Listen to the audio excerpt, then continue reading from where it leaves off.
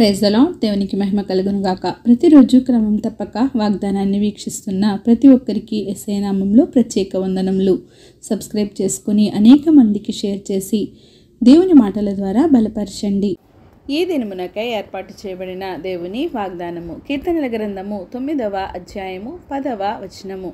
యెహోవా నిన్ను ఆశ్రయించు వారిని నీవు విడిచిపెట్టువాడవు కావు, కావున నీ నామం ఎరిగిన వారు నిన్ను నమ్ముకొందురు.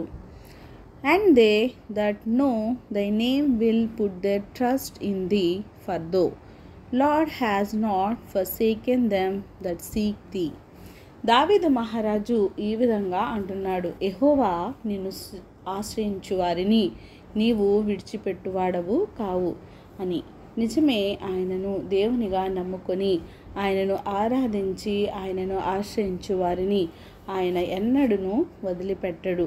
దావీదు చిన్నతనం నుండి వృద్ధాప్యం చనిపోయేంత వరకు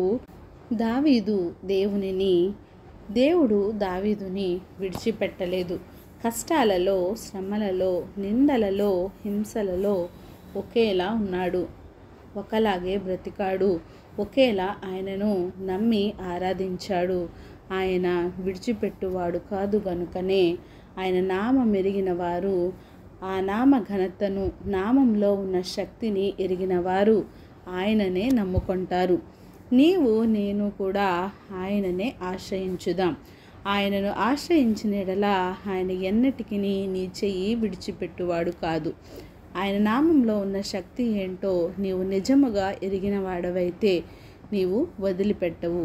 ఏ విధంగా దావీదు మహారాజు దేవునిని విడిచిపెట్టకుండా ప్రతి విషయంలోనూ ఆయన చిత్త ప్రకారం నడుచుకున్నాడో అదేవిధంగా మనము కూడా ఆయన నామం ఎరిగిన వారము కనుక, ఆ నామ ప్రభావము, దానిలోని శక్తి ఏంటో ఎరిగిన వారము గనుక ఆయననే నమ్ముకుందాం, ఆయననే ఆరాధించుదాం, ఆయననే ఘనపరిచి మహిమపరచుదాం. ఆమేన్. చిన్ని ప్రార్థన. మమ్మల్ని అతిమికిలుగా ప్రేమించిన మా ప్రియ పరలోకపు తండ్రి, మీరు ఇచ్చిన వాగ్దానంకై వందనాలు దేవా. ఎవరైతే ఈ ఉదయకాల సమయంలో ఈ వాగ్దానాన్ని వినుచున్నారో నాయన, మాతో మాట్లాడిన దేవా వందనాలు. అవును ప్రభా, నిన్ను ఆశ్రయించిన వారిని, నిన్ను నమ్మిన వారిని తండ్రి ప్రభా ఎన్నడూ విడిచిపెట్టేవాడు కాదు ప్రభా.